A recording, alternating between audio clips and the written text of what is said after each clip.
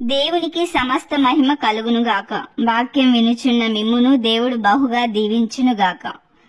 మీ అవమానమునకు ప్రతిగా రెట్టింపు ఘనత నొందుదురు. యెషయా 61:7.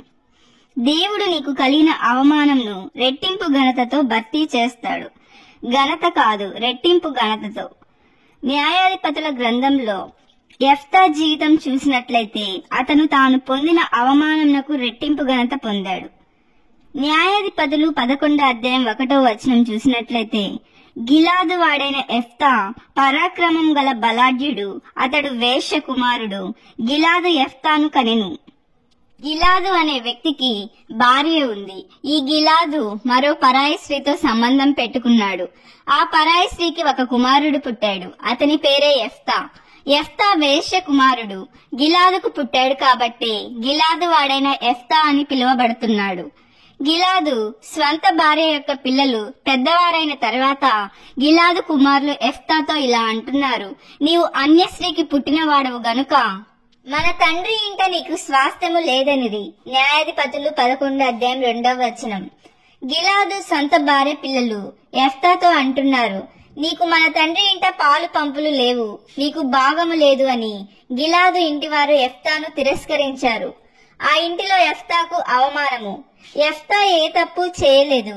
తన తల్లిదండ్రులు చేసిన పాపాన్ని బట్టి తాను అవమానం పొందాడు. యెఫ్తాకి ఇంట్లో గుర్తింపు లేదు, విలువ లేదు. యెఫ్తాకి సమాజంలో కూడా విలువ లేదు. అతను ఒక వేశ్య కుమారుడని యెఫ్తా గిలాదు ఇంటి నుండి తిరస్కరించబడ్డాడు. అవమానం పొంది తన సహోదరుల యొద్ద నుండి టోబు దేశంలో పారిపోయాడు. అల్లరి జనంతో సహవాసం చేశాడు.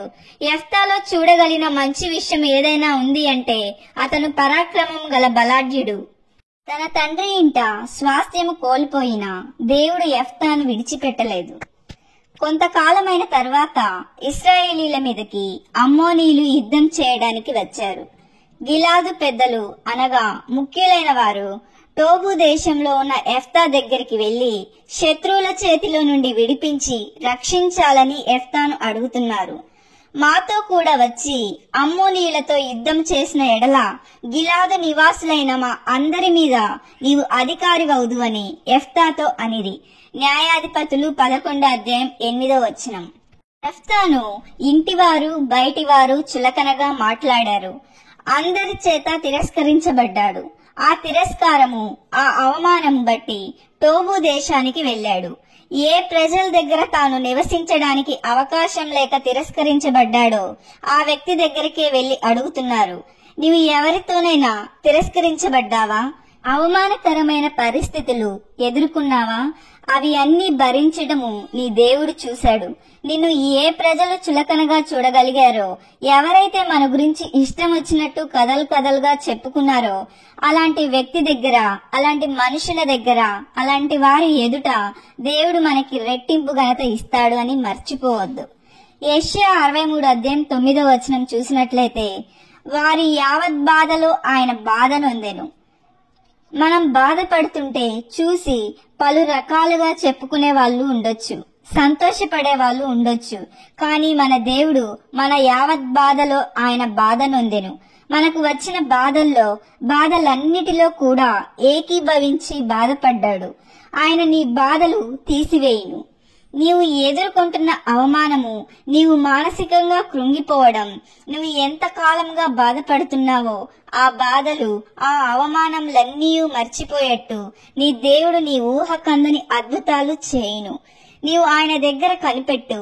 ఆయన నీ దుఃఖాన్ని ఆనందంగా మార్చే దేవుడు. ఆమేన్. ప్రార్థన. మా ప్రియ పరలోకపు తండ్రి, మీకు స్తోత్రములు. మమ్మల్ని ఎంతగానో ప్రేమించే దేవా, నీకు స్తోత్రములు. మాకు కలిగిన అవమానంనకు ప్రతిగా రెట్టింపు ఘనతను ఇచ్చే దేవా, నీకు మహిమ. తండ్రి, విత్తబడిన ఈ వాక్యమును ఫలింపచేయండి. నీ ప్రియ కుమారుడైన యేసుక్రీస్తు నామంలో వేడుకుంటున్నాం తండ్రి. ఆమేన్.